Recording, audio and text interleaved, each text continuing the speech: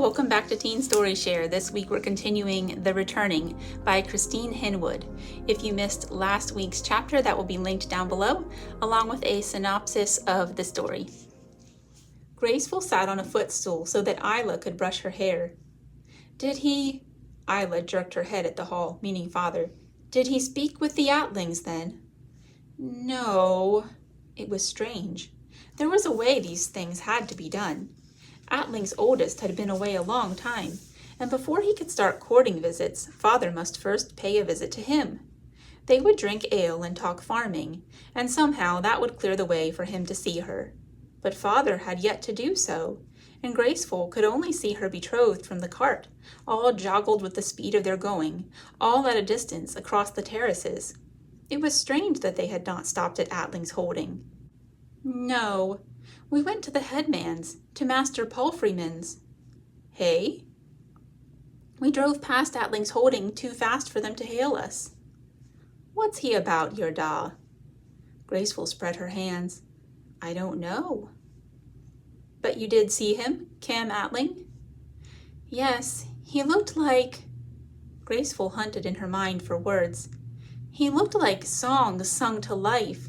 He looked like faraway places, planted here in Kayforl. Oh, aye, said Isla. All the maids in the village do have a fancy for him. His arm, said Graceful. It's so... Sad, said Isla. Heroic. And that's 100. Isla set the brush down, stroked Graceful's hair with her hand. There, soft and shiny, like silk. Maybe, thought Graceful, but not soft and shining like stepmother's hair. That was long and thick and white gold as flax. You know how they make it, don't you? Isla said to her. The silk? Well, Graceful knew how they made linen, but... Well, they boil the cocoons to kill the caterpillars before they can hatch and damage the silk thread. Oh, said Graceful. How did Isla always know these things? The poor caterpillars. Aye. Why did father want to change the order of things? It made her insides jump. Father was sun and earth and all things between, and no one was greater than him, not even the gods. But Fenister Fort Farm had boundaries set so long ago that no one knew who, or how, or why, but that they were set, and father was pushing them around. Merry Dancefield would grow, eating the forest so that it could be planted all over again with trees of a different kind, uplander trees. How strange the world looked this evening. Before it had been light or dark, but now it was both mixed together and there was no sorting them one from the other. Pushing the boundaries of the land meant pushing the people of the village. Kayforl pushed back. It pushed back at her, Graceful. She went one day to Kayforl village with father. Father was inside Sanderlin's store, and Graceful outside, waiting for him. Around her a crowd of village women and children grew. Always do think of their pockets, that lot, said the women. Sell their own mams off, they would. Scrull, a boy hissed. Eh, that came from all of them, all laughing. They looked at her with cold eyes. They'd always looked at her with eyes cold and laughing. One leaned close. Uplander toadies! Laughing no more, the women wandered back to their stoops, to stand and sweep and stare. The children stayed. Fat scroll, said the same boy. Graceful wished she had gone in with father. Fat ugly scroll! The children held their bellies and staggered about, legless with laughter. Graceful stared at them, shame burning in her face, and thought, Ugly? Am I? Fat, ugly, ah! The boy was hanging by his collar, and his collar was fisted in Cam Attling's hand. Leave her be, Pharaoh Gorlance, he said, or I'll be hearing about it. The children scattered. Said her betrothed, Miss Graceful, are you all right? Oh, said Graceful, yes. She felt the red run up her face to her headscarf, down her neck under her collar. Oh, yes. The village pushed back, but her betrothed did not. He smiled, and though he was dark as stepmother was pale, his smile was like hers because it warmed Graceful. "I'll be going, until your da pays his welcome visit." And off he strode. Cam Fenister, thought Graceful. Cam and Graceful Fenister. She blushed again. "Gar," Father had at last come out of the store. "Will you look? Dung to his true cuffs." Graceful thought him magnificent. "Father, will you be visiting him soon?" But Father was busy chirruping at Agurst and didn't hear her. Graceful sat to dinner in the hall. She spilled her tea, refused her meat, was refused a dessert. "Whatever is the matter with you?" said stepmother. Graceful did not know. She watched tears plip-plop onto her plate. "Why will you not visit Attling's oldest?" "Moppet," stepmother put her arms about her. "Moppet." "I'll tell her, Vivrin." Father took her on his knee. "You are getting too big for me to do this much longer, my little Graceful." There was something awful to come. Graceful knew it. "Your betrothal to Attling's oldest is to be undone."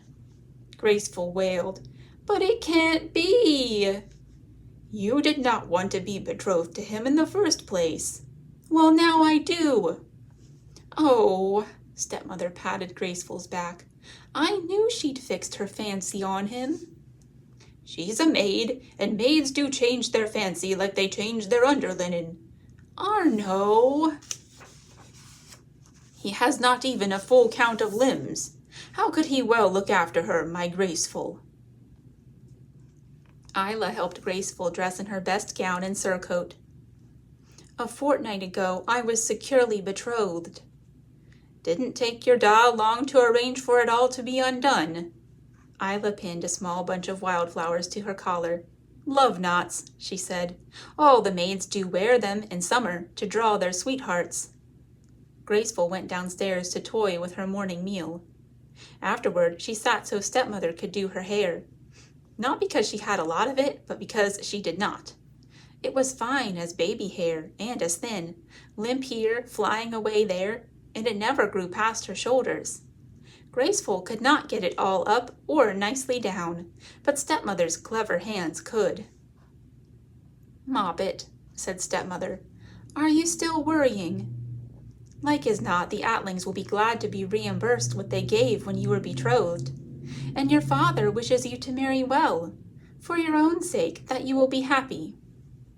Garrett had the cart out and Agurst in the shafts. Father stood to help stepmother and then Graceful up. "I can get up myself," and she did, ignoring Father. "Ah, like that, is it? It'll be a long ride into the village, then." "Oh, Father, I really do not want to." "It is better so." Father tucked the riding blanket around her to protect her skirts from dust. "You listen to your father," stepmother turned and smiled at her. "When is he ever wrong?" Father hitched his belt up under his belly. "And you listen to your stepmother, for she is always right. Ha ha!" His weight pulled the cart down on that side as he stepped up to the seat. He sat and it settled on its springs, still canted to his side. "I want the best for my Graceful." Who, wondered Graceful, if the Attlings, as important as they were in the village, were not best enough? "Come up." Father slapped the reins and Agurst's huge shoulders leaned into the collar. His huge feathered hooves lifted, and they moved sedately out of the yard. The drive ran out of the gate and wound around and down the hill to the flats, where it met the east road. There, Father stopped the cart. "I'll tell you something funny, daughter. You look at the wall." A low earth wall circled the breast of the hill. It was gone in places, dug away to let the driveway in.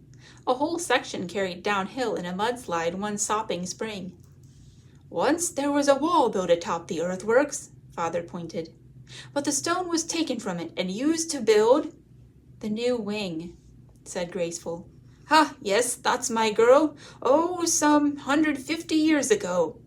The new wing, ha ha." Father always stopped the cart at the flats, and always told the same story, and always laughed as if it were funny, a joke. When Graceful had been small, she had laughed too. The sun was peeking in the sky as they drove through Kayforl. The ridge road was empty, and the shops all had their shutters closed against the heat. Just past the village proper, Father halted.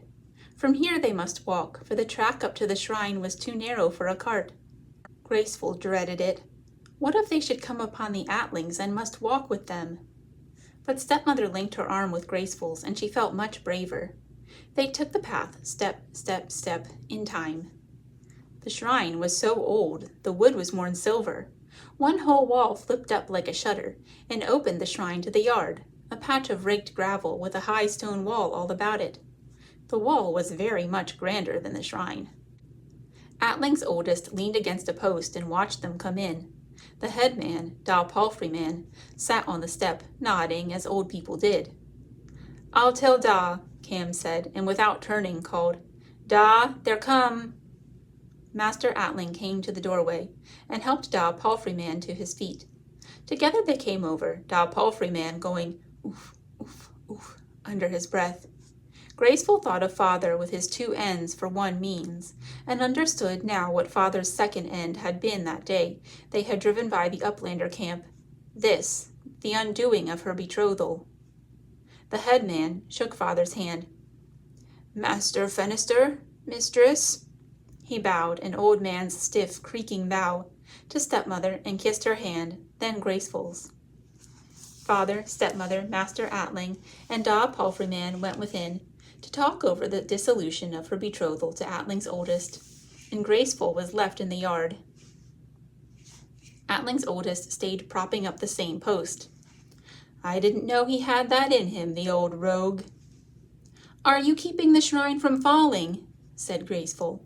Then she gasped and put her hand to her mouth. It was the sort of thing Father would say to her, and out it had popped without her even meaning it to. He smiled, and the day, dark with worry, brightened. "Are you bothering yourself about it?" he asked. "Do not you?" "Ah, they are wanting us." He straightened and made to offer her his arm, to lead her up the steps and into the shrine, but Graceful was too shy to take it. Inside, Master Attling and palfreyman alike showed as much of what they thought as might a lump of stone. Cam, though, smiled a strange, cool smile, which touched his eyes with a coolness too, for all his kind words to Graceful. They each held the end of a rope, Cam, Attling, and Graceful, a rope braided from flax. Master Attling and Father, between them, cut it, and Graceful was betrothed to no one. "Where will my road go now?" she wondered. "Brave girl," said stepmother as they walked back down to the cart. "Not a tear." "I'm crying them inside." But she wasn't, for they began falling from her eyes now. Father woke Graceful late that night to take her down to the horse paddocks. Alan, the bay mare, was foaling. "Let's see about that wager we made, shall we?" When they got there, the foal's head and forelegs were out. The mare was standing straddle-legged and stiff-tailed, sweating. "Poor thing," said Graceful. "Brave little mare." Father took her hand and tucked it, with his, into his pocket. The mare lay down, got up again to pace, lay down, and with every shift Father's fingers clenched so tight on Graceful's that it hurt. "Sorry, daughter," he said, and wrung her hand numb again. The handlers sat on their heels in a corner of the field. One of them would try from time to time to come at the mare, but she always shied off. "Leave her," said Father. "Leave her be." He was saying it to himself. Alan wore herself out and lay down, the handlers stroking her sweating neck, whispering love words to her, and then the foal was out and into the world. One handler came tramping over, blood and birth muck to his elbows. "A filly, my lord," he told Father. "A mare for my Graceful." "First you've won from him, little mistress," said Garrod. How strange things were, thought Graceful, for every lost wager with Father had been in its way a win. Perhaps it made sense then that she felt this time as if she had lost. All right, thanks for joining me for Teen Story Share. See you again next week for the chapter Boy and Dog. Have a great weekend. See you again next time. Bye.